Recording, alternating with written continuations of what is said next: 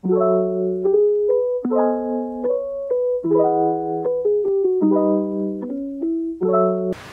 Assalamualaikum warahmatullahi wabarakatuh. Selamat datang di podcast Pojok Staika. Ruang berbagi inspirasi, edukasi, dan cerita-cerita menarik seputar aktivitas akademika Staika, alumni, dan berbagai tokoh inspiratif. Teman-teman semuanya, saya Aminah Rahmania akan menemani teman-teman semua dalam podcast yang spesial kali ini karena kita kedatangan tamu yang spesial. Beliau adalah Ketua Stai Al-Kamal Sarahana, Bapak Muhammad Haji Hasan MH. Selamat datang, Pak. Bagaimana kabarnya hari ini? Alhamdulillah. Assalamualaikum warahmatullahi wabarakatuh. Waalaikumsalam. Alhamdulillah baik ya, Pak. Nah, pada podcast kali ini kita akan ngobrol tentang perkembangan lembaga Stai Al-Kamal Sarahana. Nah, kalau kita membincangkan tentang perkembangan sebuah lembaga pendidikan, tentu tidak lepas dari sosok di baliknya. Siapa pemimpinnya, kemudian visi yang dibawa, dan juga strategi apa yang diterapkan. Kita sekarang udah beruntung banget karena bisa ngobrol langsung dengan yang ada di garda depan dari pengembangan lembaga Stai Al-Kamal Sarahana. Nah, Pak Hasan, untuk membuka obrolan kita pada hari ini, saya ingin diajak untuk melihat kembali bagaimana langkah Bapak bersama Stai Al-Kamal hingga bisa membersamai dan juga memimpin Stai Al-Kamal ini. Terima kasih. Jadi awal mula saya aktif atau mengabdi di Sekolah Pendidikan Nasional Kamal Sarahana ini bermula ketika saya melanjutkan studi S2 di Unisma Malang, kemudian di Sekolah Pendidikan Nasional Kamal ini membutuhkan tenaga untuk ikut aktif mengajar pada mahasiswa. Jadi ketika mulai saya memimpin Sekolah Pendidikan Nasional Kamal Sarahana ini, semula ada program studi akhlak Asian. Itu dulu gelarnya adalah SMI, kemudian setelah kami pegang pimpinan di Sekolah Pendidikan Nasional Kamal ini berubah program studi yang dulunya Asian itu berubah menjadi hukum keluarga Islam. Karena kemudian juga berubah pula gelar yang didapat mahasiswa yang telah lulus dari program studi hukum keluarga Islam.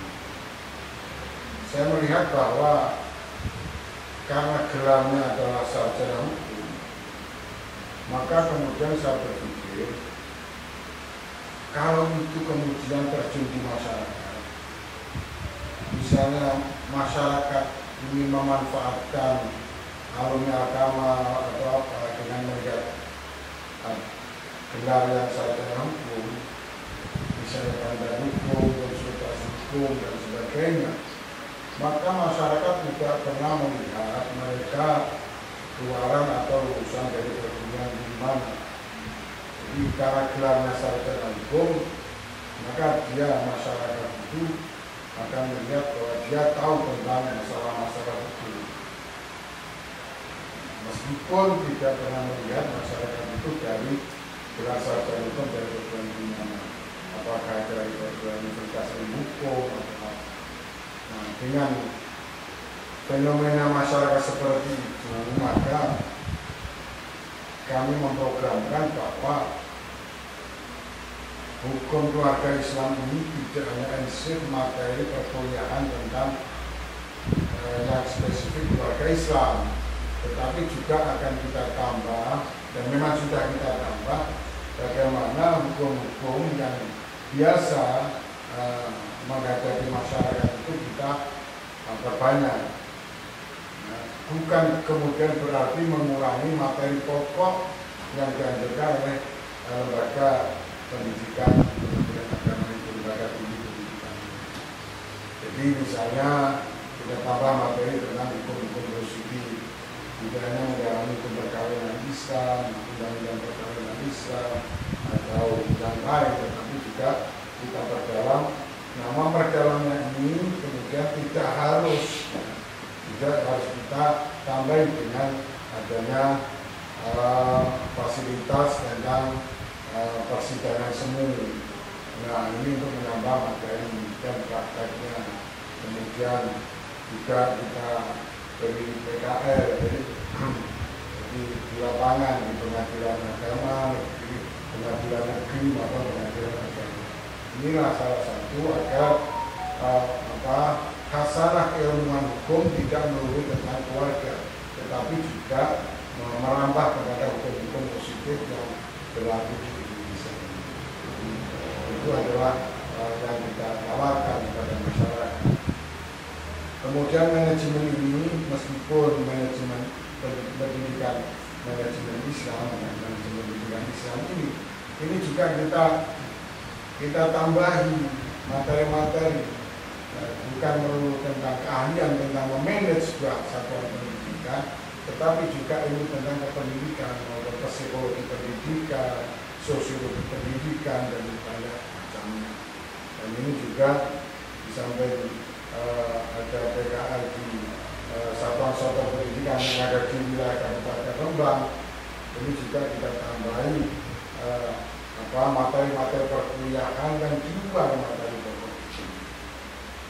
Termasuk juga ada, kita sudah punya lembaga mikro konsultasi pendidikan dan sebagainya. Dan alhamdulillah karena memang tenaganya ini memenuhi untuk kebutuhan-kebutuhan yang kita butuhkan.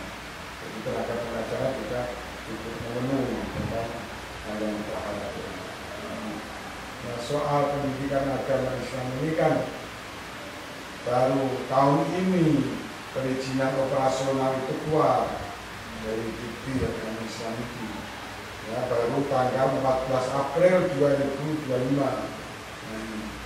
Nah, PAI atau Pendidikan Agama Islam yang saat ini insya Allah nanti pada PNB ini tahun ini 2025-2026 insya Allah akan kita buka.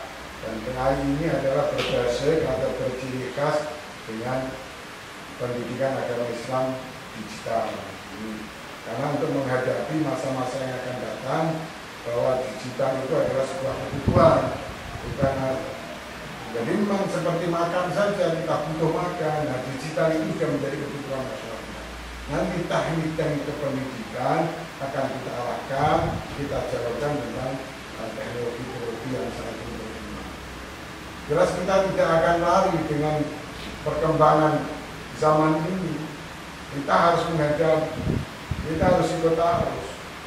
Bukan berarti kemudian genter saja begitu, tetapi kita juga bisa memanage bagaimana itu perkembangan zaman ini bisa kita manfaatkan seoptimal mungkin, sehingga bisa bermanfaat untuk para dosen, bermanfaat kepada tenaga pendidik maupun pendidikan, dan utamanya bermanfaat untuk para mahasiswa untuk menghadapi masa-masa global ini. Saya kira ini.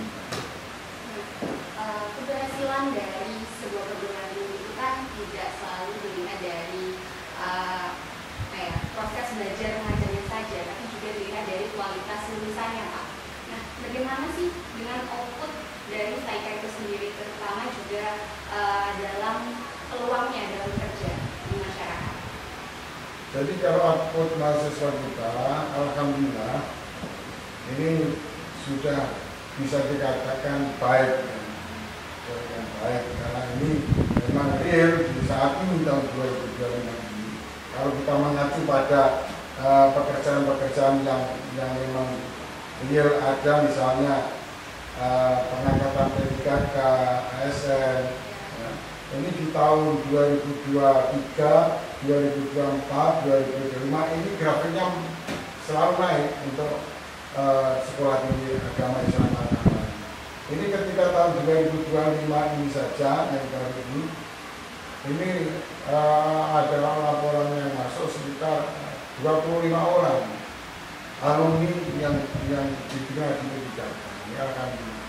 Jadi grafiknya naik. Di 2023 itu hanya sekitar 5 orang, kemudian 2024 ini ada berapa? 12 sampai 13 orang pokoknya itu, dan sekarang ini sudah sampai. Jadi alhamdulillah untuk kalau targetnya seperti itu bagi mahasiswa insya Allah sudah baik. Di samping di luar soal pengangkatan PKK atau ASN, ini juga banyak yang terjun di berbagai bidang. Seperti urusan kita juga ada di KPU 2 orang Kabupaten Rembang, Komisi Pemilihan Umum Kabupaten Rembang, ada di Bawaslu, ada yang di BUMD. Kalau di bagian tenaga administratif di perusahaan-perusahaan itu malah sudah cukup banyak, sepatu atau yang ada di Rembang, Kabupaten Rembang ini, atau di koperasi dan sebagainya. Jadi soal pemanfaatan ini di samping kemampuan mahasiswa juga memang tidak lepas dari pengelolaan perguruan ini, yaitu sekolah tinggi agama Islam. Karena kami juga bangga sebagai pimpinan di sekolah tinggi agama Islam ini, tenaga pendidiknya, para dosennya ini masih relatif masih muda, masih bisa untuk diajak lari, dan juga kita sebagai orang tua memang selalu mensupport bahwa kampus kita adalah kampus yang merdeka untuk berpikir, untuk berinovasi dan seterusnya. Masa berpikir baik untuk bermerdeka, intinya begitu lah. Ya. Melihat potensi prodi terus juga kualitas lulusan dan juga peran-peran alumni itu di masyarakat itu yang membuat saya itu semakin penasaran gitu ke arah mana STIK ini akan berkembang ke depannya, karena kan seperti disinggung tadi bahwa di tengah zaman yang terus berkembang ini kebutuhan masyarakat juga semakin bertambah, sebuah lembaga pendidikan itu harus semakin berinovasi dan beradaptasi. Nah, strategi apa yang saat ini sedang dan akan diterapkan di STIK Pamekasan ini, Pak? Ya, antara lain kita sudah mempunyai garis perjuangan sekolah tinggi agama ini, antara ada pengembangan akademik ini sangat penting. Ya. Ini harus ada inovasi, ya, kemudian banyak kurikulum harus disesuaikan dengan kondisi sekarang. Tidak bisa kita kemudian secara tradisional terus begitu, itu akan ketinggalan. Nah, kebutuhan masyarakat seperti apa harus yang kita bisa kita manfaatkan, harus kita manfaatkan. Jangan sampai perkembangan ini kita melalaikan atau mengabaikan itu. Kalau perkembangan zaman kemudian kita acuh, tidak mau berubah, ya ketinggalan. Karena persaingan makin ketat, maka kita tidak bisa tidak bangga dengan kondisi sekarang. Kita hanya seperti seorang sopir yang melihat ke depan, yang melihat spion di samping kanan kiri mobil, yang melihat spion yang arahnya ke belakang. Jadi ini adalah harus kita tahu sebagai pimpinan haluan mana yang harus kita lewati. Jadi itu. Jadi termasuk pengembangan akademik. Kemudian pengembangan SDM. Nah, SDM ini termasuk juga studi lanjut. Ini alhamdulillah sudah beberapa tahun ini ada yang hampir selesai untuk melanjutkan di studi S3, baik di Tulungagung, kemudian juga ada yang di Unisula, kemudian ada yang di Akhir Basin. Nah, ini adalah bagian proses tentang studi lanjut. Kemudian juga kita harus mengadakan penelitian. Kita kirakan memang dosen-dosen itu bisa kan nanti penelitian secara intern maupun eksternal. Eksternal maksudnya pembiayaan dari pemerintah. Tapi dari intern kita sendiri juga kita reward bagi dosen yang bisa meneliti dan bisa masuk ke jurnal, baik itu jurnal intern maupun jurnal yang di luar kampus kita, nanti akan kita kasih ini. Ini penting karena kita tidak bisa bekerja kemudian seperti seorang budak. Jadi karena ini kan zaman seperti ini tidak bisa kemudian gratisan, tidak bisa, meskipun nilai itu penting, tetapi besarnya nilai itu saya kira bisa dimaklumi dari para dosen kita. Ya. Nah, untuk kedepannya nih Kak, apa ada rencana untuk bekerja sama dengan instansi lain, baik di luar atau di dalam negeri? Jadi kalau kerjasama dengan instansi lain ini sudah beberapa tahun yang lalu kita lakukan. Ya, dari baik di dalam provinsi Jawa Tengah kita juga sudah kerjasama dengan Nawawiya, dengan Yayasan Pekalongan itu yang baru berdiri itu. Kemudian juga dengan Unisma juga sudah kita lakukan ya, sesuai dengan prodi masing-masing. Kemudian yang terdekat ini dengan Inu Uban, ya, kemudian dengan Pemkab itu pasti karena kita mendapatkan dana beasiswa dari Pemkab. Terima kasih kepada Pemerintah Kabupaten Rembang. Dan juga ini kemarin kita juga sudah MOU melakukan MOU dengan perguruan tinggi, salah satu perguruan tinggi Islam di Malaysia. Dan insya Allah ini waktu dekat kira-kira bulan September Oktober ini nanti kita juga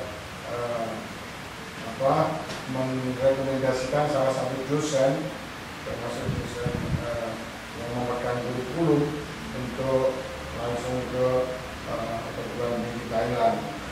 Nanti kerjasama ini tidak kemudian hanya MOU tanda tangan, tidak sekedar itu. Jadi kita saling mengkoreksi apa yang sudah dilakukan, apa yang belum dilakukan. Ini memang nanti memang kita ada aksinya karena sesuai dengan moto kita bisa dengan berpikir inovatif dan aksinya. Ini memang harus kita makan. Kita punya moto seperti itu kemudian tidak hanya sekedar ucapan atau apa, tapi kita memang harus berani mengambil itu yang kita lakukan sesungguhnya. Kalau untuk visi Bapak sendiri untuk style atau saran kedepannya itu seperti apa? Kalau saya itu ya karena kemajuan itu pasti tujuan kita. Nah ini pasti kami sebagai pimpinan ingin STIK ini lebih maju dan lebih maju terus. Karena pendidikan itu dalam kondisi apapun, lembaga pendidikan dalam tingkatan apapun pasti mempunyai keinginan dan misi untuk selalu maju dan berkembang. Tetapi saya juga berpikir tidak hanya sekedar maju, tetapi bagaimana kita bisa mempertahankan keberlangsungan hidup dari lembaga sekolah tinggi agama Islam. Karena kedua-duanya sama penting. Maju kemudian tidak diurus yang sudah dan sebagainya. Nah ini antara lain didukung ya, di samping pengembangan akademik, SDM, infrastruktur juga kita kembangkan. Ya meskipun ini harus pelan-pelan kita kembangkan. Seperti HKI Hukum Keluarga Islam tersebut ya, kita sudah mempunyai BKPH yang kemudian juga punya peradilan semu.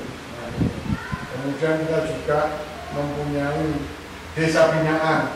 Jadi desa binaan ini adalah kita pilih yang biasanya banyak konflik-konflik hukum, dan itu para mahasiswa dan dosen untuk mengelola desa binaan ini.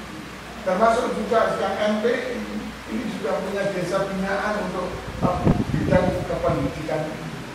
Jadi inilah upaya nah yang pendidikan MP maupun PA ini juga kita punya ruang mikro TJ untuk praktek dan seterusnya. Jadi tujuan yang paling akhir daripada output kita adalah bisa memberi manfaat kepada masyarakat. Kalau harapan Bapak untuk seluruh aktivitas akademik STIK dan alumni, Pak, harapannya apa? Ya, di samping bisa memberi manfaat, yang penting bahwa kita jalin selalu komunikasi. Ya, komunikasi itu penting. Ada persoalan apapun, itu juga komunikasi. Nah, untuk menciptakan branded Surabaya Agama Islam Agama, itu juga komunikasi. Ya. Untuk mencari pasar itu juga komunikasi. Jadi ada beberapa elemen harus kita cari komunikasi, ya. Termasuk tenaga administrasi, dosen, mahasiswa, alumni, ya, instansi pemerintah dan sebagainya. Ini harus selalu komunikasi. Karena kalau tidak komunikasi, ya, kayaknya kita sudah hebat dan sebagainya. Tapi dengan komunikasi kita mempunyai informasi berlimpah. Kemudian Mas Yoshalila bisa dikasih pesan untuk calon-calon mahasiswa baru yang mungkin sekarang sedang mempertimbangkan untuk kuliah di Alma Mater. Untuk calon-calon mahasiswa baru, hanya prinsipnya begini. Jangan berpikir saya itu kuliah di mana, tetapi berpikirlah bagaimana kita itu berkuliah. Atau berpikir begini, jangan berpikir di mana kita mencari ilmu, tapi berpikirlah bagaimana kita mencari ilmu sehingga ada manfaatnya. Sebab banyak yang kuliah di mana-mana tetapi tidak ada manfaatnya bagi masyarakat. Jadi nggak usah minder atau sebagainya. Insya Allah Al-Kamal ini sekolah 3 Kamal ini bisa bersaing untuk dengan perguruan tinggi yang ada yang saat ini didengar oleh calon mahasiswa. Insya Allah sebenarnya niatnya bagus, ya. Kemudian perjalanannya juga bagus dan juga membacanya juga bagus. Insya Allah itu jalan tidak akan pernah tertutup bagi mahasiswa aktif. Ya. Masya Allah sekali ya teman-teman obrolan kita pada hari ini. Tampaknya itu Pak. Terima kasih Pak Hasan atas waktu dan kesempatan. Sama-sama. Sehat selalu dan selalu jadi inspirasi untuk kita semua. Dan harapan kita semuanya tentu semoga lembaga Stay Al-Kamal ini bisa berkembang dan selalu memberikan generasi-generasi yang unggul dan berkontribusi untuk masyarakat. Terima kasih juga buat teman-teman semuanya yang sudah dengerin obrolan kita ini sampai akhir. Jangan lupa like, subscribe, dan share biar kalian gak ketinggalan video-video menarik berikutnya. Wassalamualaikum warahmatullahi wabarakatuh.